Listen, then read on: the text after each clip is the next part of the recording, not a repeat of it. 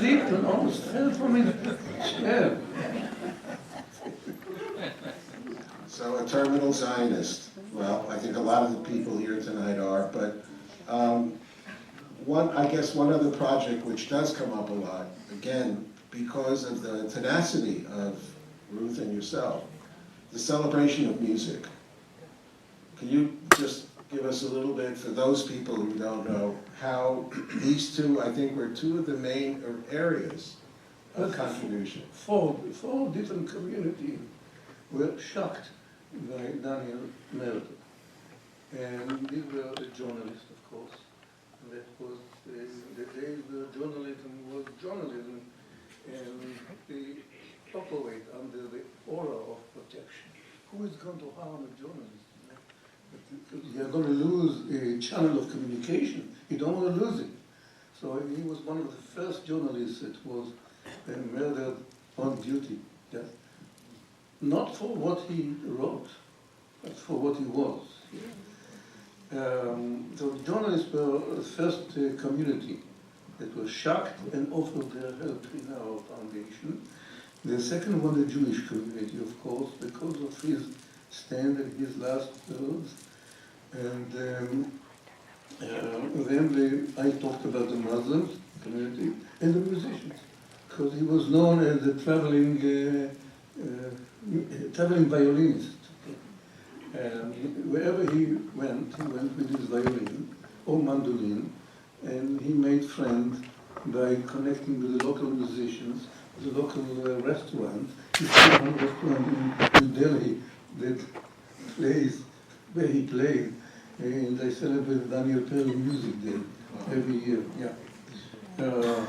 So these are the four communities which were awakened by what happened, and they felt the need to express themselves, both their shocks and their determination to do something about it. Yeah. Amazing. So to transit to some of the specific issues that are in everyone's mind here, day and night, 24/7 still. And why don't we start with BDS. I actually have a friend in the audience tonight, great researcher. I will not use her name, but I didn't realize she had prophetic powers because she introduced to me the earliest iterations of BDS.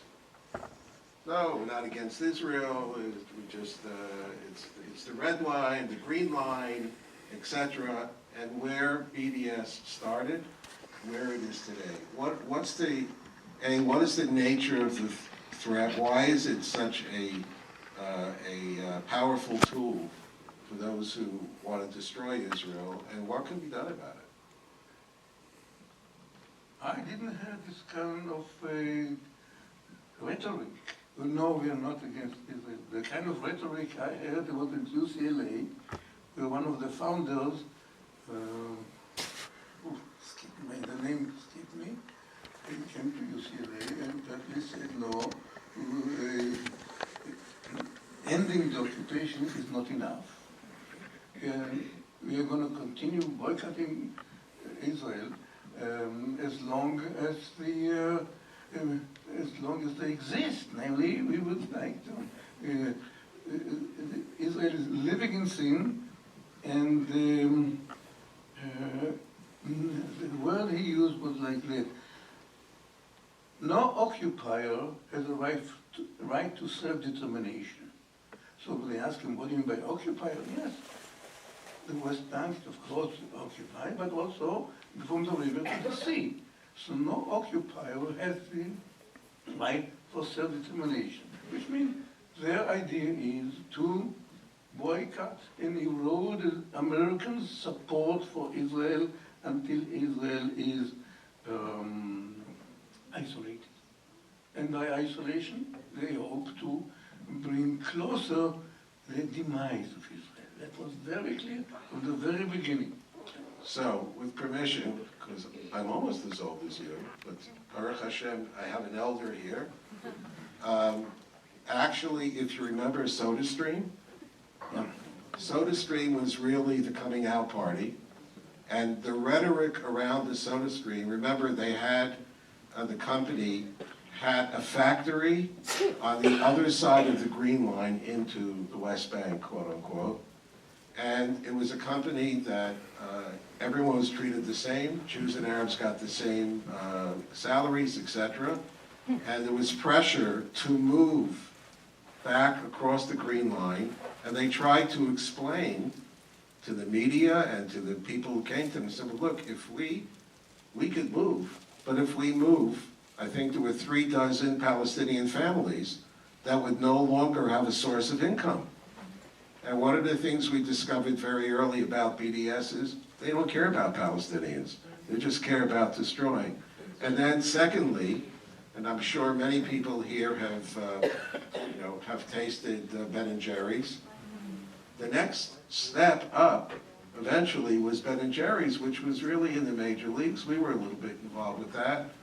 And, but we saw the escalation until it arrives at UCLA and the other areas, which just say openly, once they got their feet in the door, as it were, in a more collective way, the escalation continues.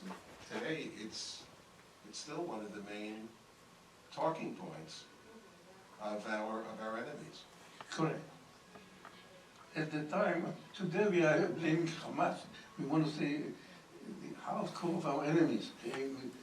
Everybody agrees that we say Hamas. At the time before October 7th, we said BDS. That was the target of it was a symbol of our enemy. It was clear that they want the destruction of Israel. It wasn't any question. And we should be very careful to understand their techniques. Their techniques was to bombard the campus with a resolution against Israel. And it doesn't matter if you win the resolution or you lose it.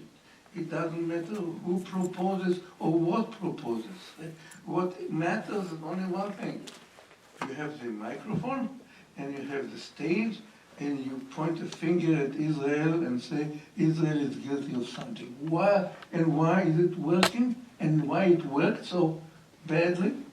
Because if you look at ordinary students who do not care, do not know anything about the Middle East, let's say a Korean student that's passing by and says, oh, Israel is again accused of something. She must be doing something wrong. That is the technique that they've been working on. But put Israel on the accused bench, and that's enough. Once you succeed in doing that, the people who propose it circulate and rotate from year to year.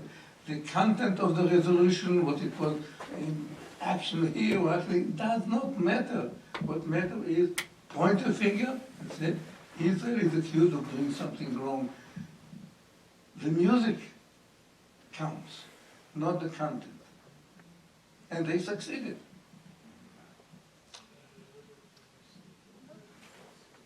You mentioned October 7th. Again, a date that will live in infamy for everyone in this room, our families and loved ones in Israel and beyond. Were you surprised by October 7th? No. What does one need to be surprised of? Of the brutality? Of the inhumanity? Of the savagery? No. I grew up in Israel. I've seen the lynching in Ramallah. I've heard about the story of the lynching in Hebron in 1929. Okay. So I know our neighbors. Okay. I wasn't surprised by the brutality. I was surprised somewhat by the intensity of the movement. Okay. Who would ever imagine that Hamas can master such a great force and have the courage to perform such an operation? But the most I was surprised was by the reaction of our neighbors across the street here, and the reaction of the world to blame Israel for what happened. happened there. What Antonio Guterres found, he claimed that he found a Torricelli's vacuum. It means he said it didn't happen in the vacuum. Okay. Yeah, which means he found a Torricellian vacuum in the Nova festival. Okay. And immediately the entire world blamed Israel for that vacuum at a time where Israel was in the most vulnerable conditions.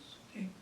And then what really surprised me, and it shouldn't have surprised me, before October 7, the anti-Israel sentiments were like that.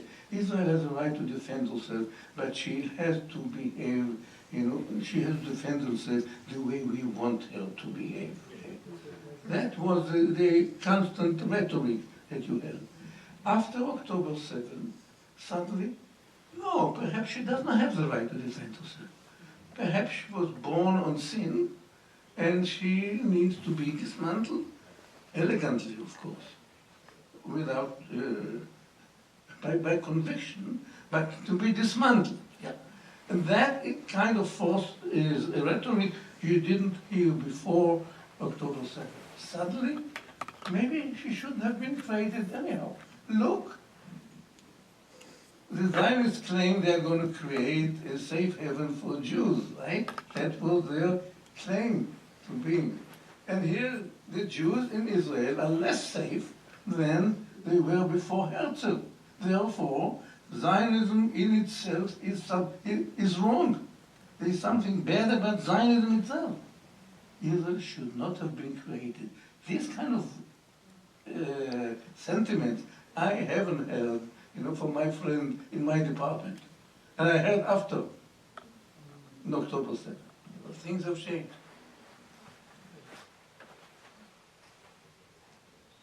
I mean, there are a lot of things about October. I guess we're talking about October 8th and onwards. Yes. What is when you have a group of Jewish students coming to either an event or one of your Lava Malkas you have on occasion, and they ask you, okay, so Rabbi, our teacher, what should we do?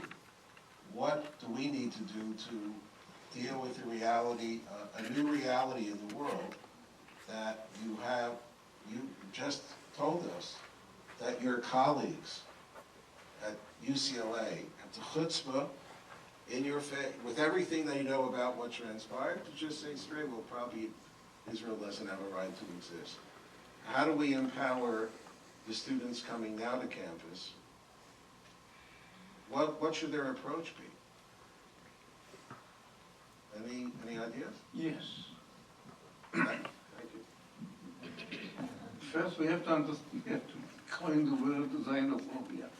These are the xenophobe is a person who denies Israel the right to exist. Okay? My solution is very simple: expose and shame one xenophobe per day. Even that, if that xenophobe is one of your, like, the third period professor? That it takes time, it takes guts, I agree. Yeah. At least be prepared for that. And for that reason, we need to be assertive. We cannot be assertive unless we know what Jewishness is, unless we know what Jewish history is, and the role that Israel, I should say Zionism, but I'll say Israel, centrality plays in Jewish tradition and in our world today. I came up with a statement as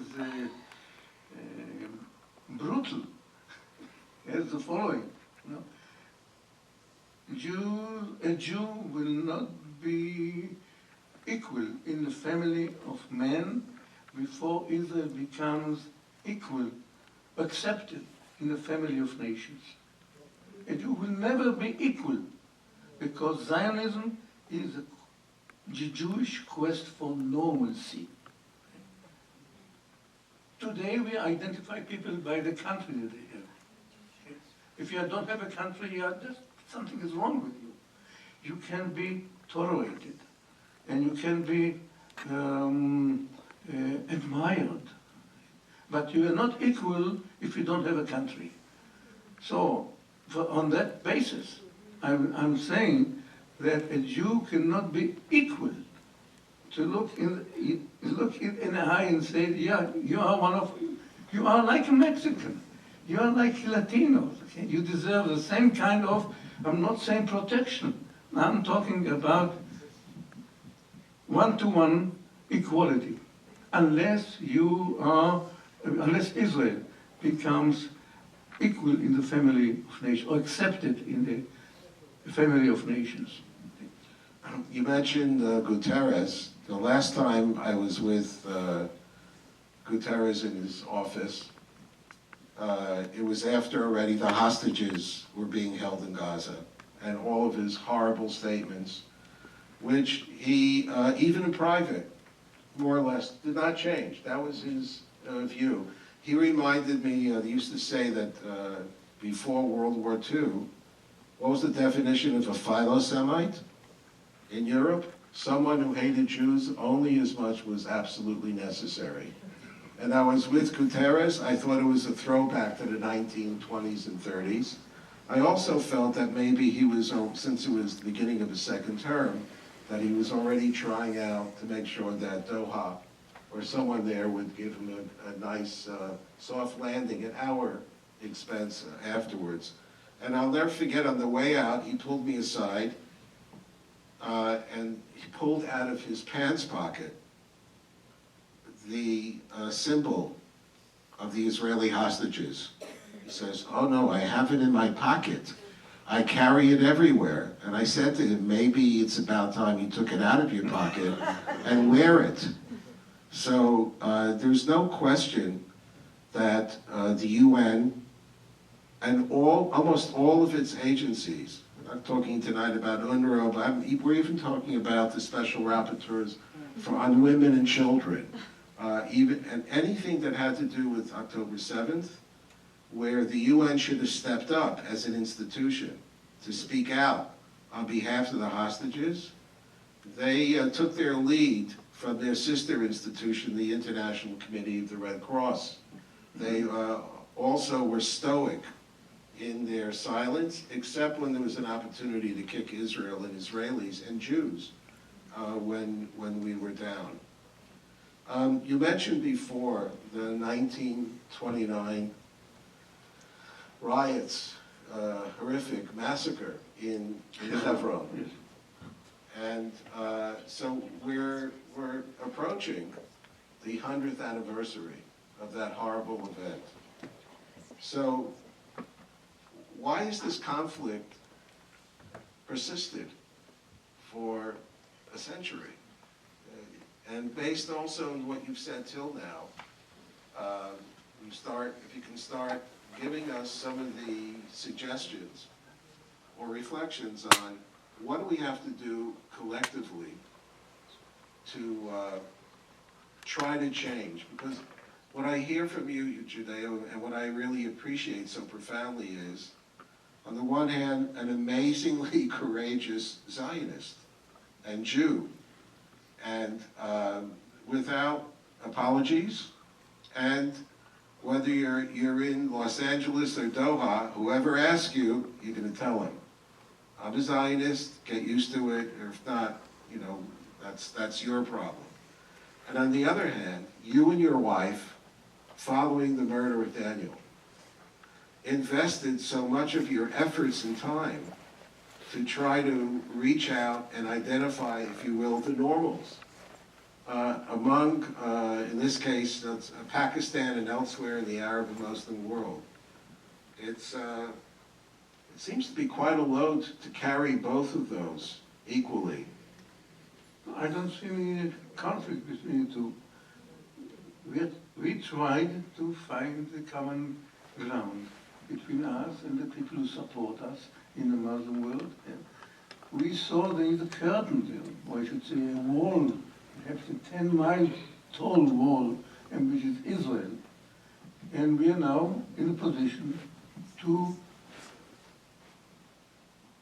understand what the obstacles are to the utopia. What is utopia? It's on the first cover. It's coexistence. This is our utopia, right?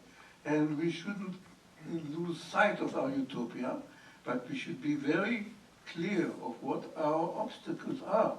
And the obstacle is and was and always been since the time of the Hebron massacre, has been the Jews do not have a right to any sliver of land under sovereignty anywhere in the Middle East. That has been, I remember it when I drove to summer camps. We used to scream, we want our postage stamp, because the Mufti said, not even the size of a postage stamp. Okay? And we screamed, we want our postage stamp. Okay? And so as long as I remember the time before the establishment of the State of Israel, we were fighting for this idea. Give us a sliver of land that we can call home. And that was denied consistently. Unfortunately, the Western mind cannot comprehend the intensity, the entrenchment, and the scope of that resistance. The first guy who mentioned that problem with the Arab, with asymmetry, that the Jews want a state and the Arab wants everything but not to allow the Jews to have a state, was Ernst Bevin, who was, had to explain to the British Parliament in the, it was March, I think 26, 1947. Okay. Why he give up such a beautiful real estate for the Middle East, right, and let the UN decide the fate of this area. Okay? He had to justify it. And the way he justified it, he said, look, the conflict between the Jews and the Arabs is irreconcilable, because each side has its non-negotiable, he called it essential principles. Okay? The Jews have one essential principle, is to have a state no matter what size. Okay? And they all have also non-negotiable top priority. This is to prevent the Jews from ever establishing a state. This, logically speaking, is called irreconcilable. We cannot resolve it. Let the UN deal with it. Probably the most honest statement Bevin ever made in his life. We're going to bring up a couple of more points in the book. But the point is that that's true. The Western mind cannot comprehend it. You know, when you say, why did Oslo fail? Okay, oh, because of they didn't give him enough. Okay, or the Rabin murder and so forth. But no one really understands why the Oslo could not have, did not even start, because the Palestinians never had in mind to allow for a Jewish state, to allow for two-state solution. And one important chapter in this book had an interview with Chaim Shul, who was the editor of Davar, no, of Ala Mishmar, which is a left-wing Israeli party, and he claimed that he was he had more meetings with the Palestinian Friends than Shimon Peres put together with Beilin, put together with all of them, okay?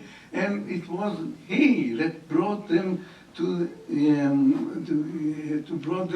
the American Jews and opened the doors for them to allow their credibility. And they gave them credibility here. and they stabbed him in the back. How? They never meant to prepare their public for the idea of two-state solution. It was, according to Arafat, it was, according to Hussein, it was a Trojan horse, the aim of which was eventually to liberate all of Palestine. So everywhere, including Arafat's speech in Johannesburg, everything points to the idea that they never meant to go along with the Oslo. Why do I put it in the book? Because the Western mind still talking about shuttle diplomacy and all kind of tricks and attempt to convince or to talk about borders or what kind of area A, area B, area C, which matters nothing to the Palestinian. Until today, they don't have the number of Palestinians, leaders, that are willing to accept Israel count to, yes. 0. Dr. Einat Wilf has counted them for 19 years, okay? And she came up with a number of 4. Okay? So the people said, come on, it's only figuratively speaking. No! Show me a TV anchor, show me a Palestinian cleric, show me a Palestinian imam, okay? Show me one educator, okay? Or okay, school principal that is willing to say, okay, so because they're afraid, okay? They're afraid to talk. Good. They know their people, yes, they're afraid. But okay, let's go to the Palestinians who are not afraid. My Palestinian colleagues in my university, right? They can speak as much as they want. Okay? What do they say?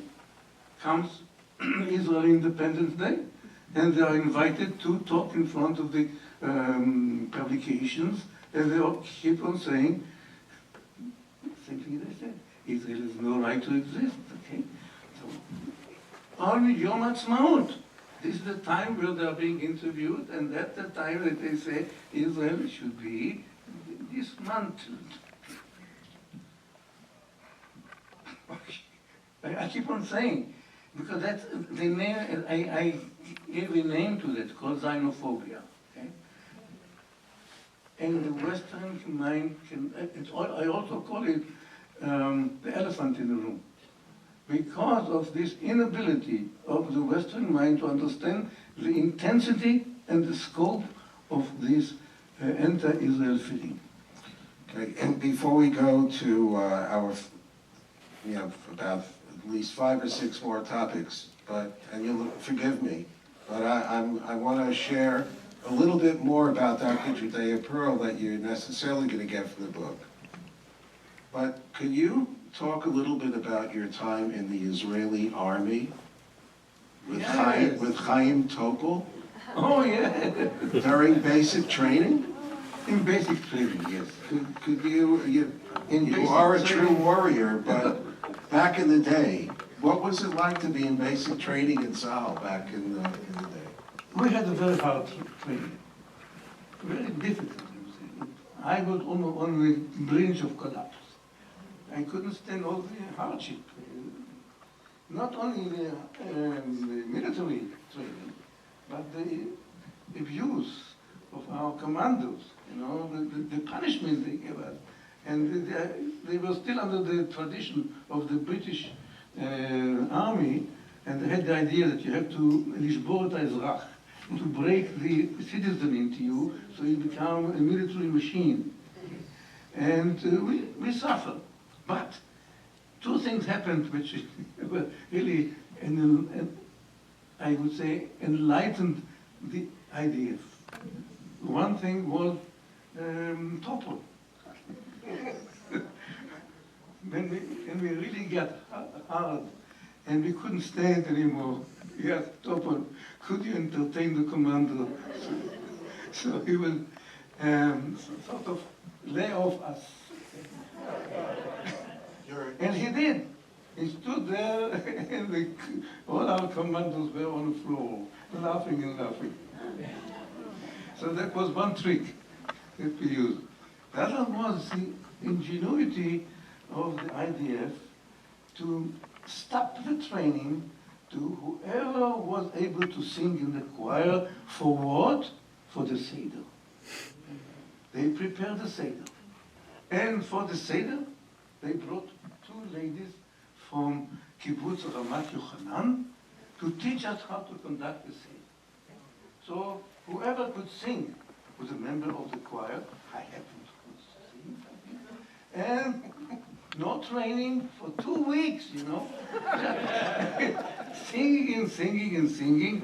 And the best Who needs song- Topol when you have the two gals in the kibbutz? I got it. It's amazing. Yeah, moreover, the IDF was smart enough to send me from the kibbutz to Haifa Conservatorium to learn choir conducting, so I can come back to the kibbutz and do some holidays.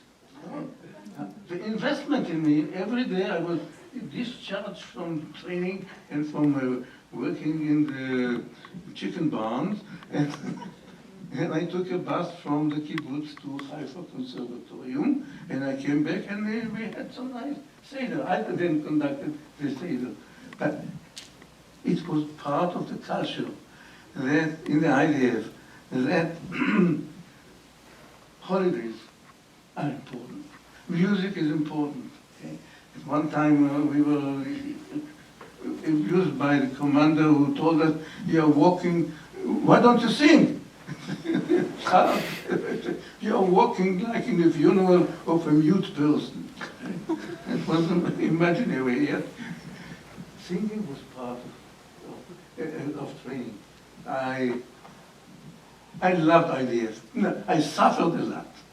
But looking back and thinking, it was only, 5 years after the settlement of the State of Israel. And we had that kind of spirit guiding us. I'm very thankful.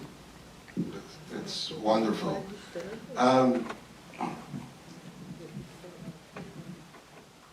I won't talk specifically about UCLA because it's a disease across so many universities, but why have the university task forces on anti-Semitism, how should we say, have been less than totally useless for the past 3 decades? What is inherently wrong, and is there anything that could be done for behavior modification? Which is a very simple answer to it. The problem on campus is anti-Zionism, not anti-Semitism. Okay? Look who they want out of the campus. Not the Jews. They are our enemy. They are so proud of having a couple of Jews in the encampment. So no, the Jews, we love Jews. As long as they're not Zionists. Who we want out of the campus? Who do you want to be excluded? Who do you want to feel unwelcome? The Zionists. Who is being asked when you go from the library to Royce Hall what you are? We don't ask him, are you a Jew? We ask him, are you a Zionist? And then we give them a license to go from one place to another. Okay, we agree to that. They play the game, we are only after the Zionists. And the administration never mentioned the word Zionism in all their documents, statements, report, anything. It doesn't exist in the vocabulary of the administration. Why? Because dealing with anti-Semitism is so much easier. You have libraries written on anti-Semitism. Shelves and shelves and shelves. You have philosophers philosophizing on that. So you revise 12 philosophers, you create a task force, and you have 12 years of inaction, license for inaction. Beautiful idea, right? That's what's going on. Still, the word Zionism has not appeared anywhere in the official writings of the university. So I assume, based on what you just said, Dr. Pearl, that Holocaust education is important, but doesn't address the key issue as you see it at all. Holocaust education have another problem. Please walk into the Los Angeles Holocaust Holocaust Museum. No. Holocaust Museum. What? Holocaust Museum Los Angeles. Holocaust Museum Los Angeles. Okay. Walk in the door and leave, and you wouldn't see the name Israel mentioned. It doesn't exist. Jewish history started in 1933, okay? And you see there skeletons, you see shoes, you see teeth, all the horrible things you see. One thing you don't see is Tkumah, okay? Our resurrection. And I compare it to the Christian religion, and I said, the Christian religion will never become a world religion if the gospel stopped at the crucifixion and not at the resurrection. And we have abandoned our resurrection, not even mentioning it. Is it doable? I think I once talked to you about it, to do something about it. More than once. More than once. You are special. Your exhibition here doesn't start in 1933, okay? It has something to do with Jewish tradition from Abraham, I believe, and so is the Scarborough Center. Unique, because if I go to the 85 or 87 Holocaust Museum in the United States, you don't find that. Israel is not mentioned. And this is, in my opinion, a betrayal of the memory of the Holocaust victims, because they did have Israel in mind when they were collected on the trains. I'm going to just ask you one more question, and then I'd like to read 2 excerpts from your book, if you don't mind. In case you don't know the name of the book. It's a good book. And Dr. Pearl has never lied to me, ever, over these decades. So if he says it's a good book, it's a good book. It's an amazing Why book. do I know it's a good book? I'll tell you seriously. Sometimes when I'm depressed, I open the page and I read it. Okay. And I'm surprised that I had the time to write it. And I'm surprised that it still works on me. Yeah, but I'm no longer surprised that many of your emails are written about 2 to 3:30 a.m. Is that correct? That's part of the trick, yes.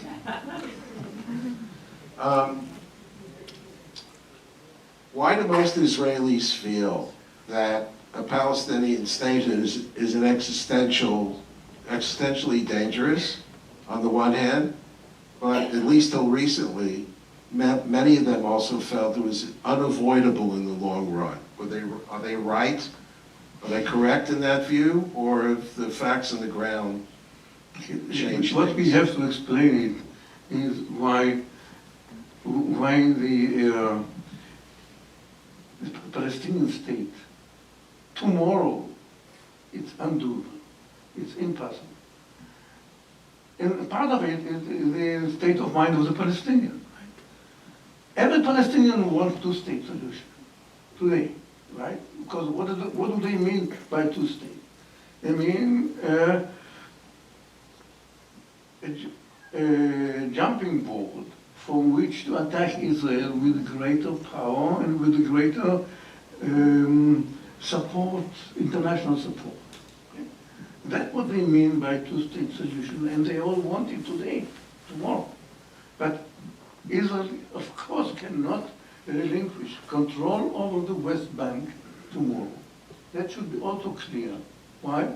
Because the presence of IDF in Ramallah and in others, in the West Bank, is existentially necessary to prevent terror activity on Dizengoff Street in Tel Aviv. Okay?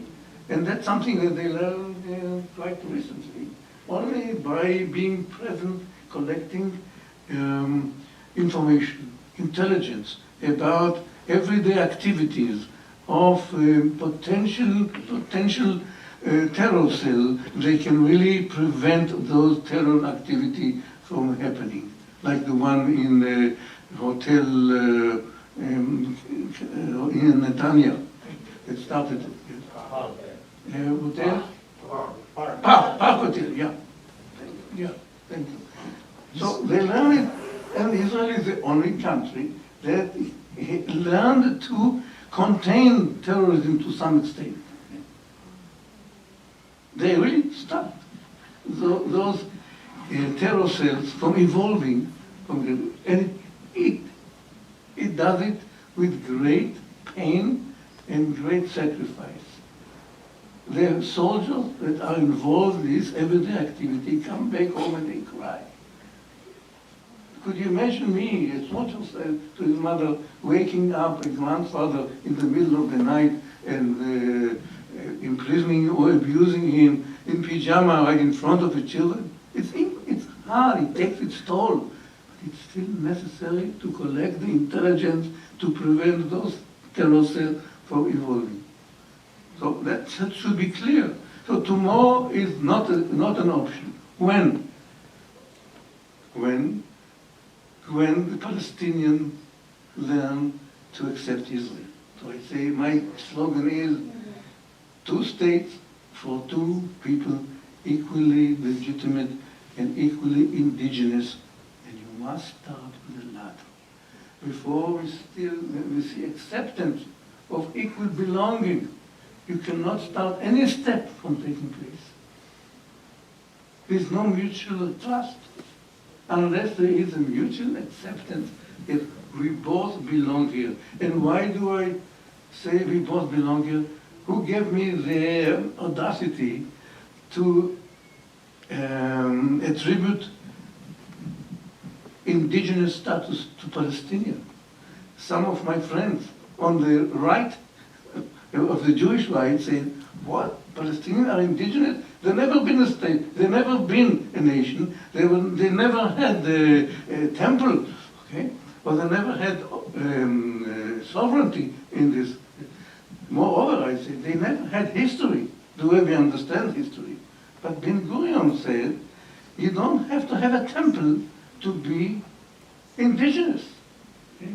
You are indigenous by virtue of presence. For 2,000 years, you have been a great custodian of this land.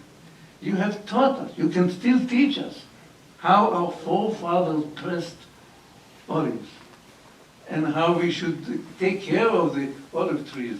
You are a great custodian and you deserve indigenous status by virtue of being custodian to this land and by virtue of your consistent, continuous presence here.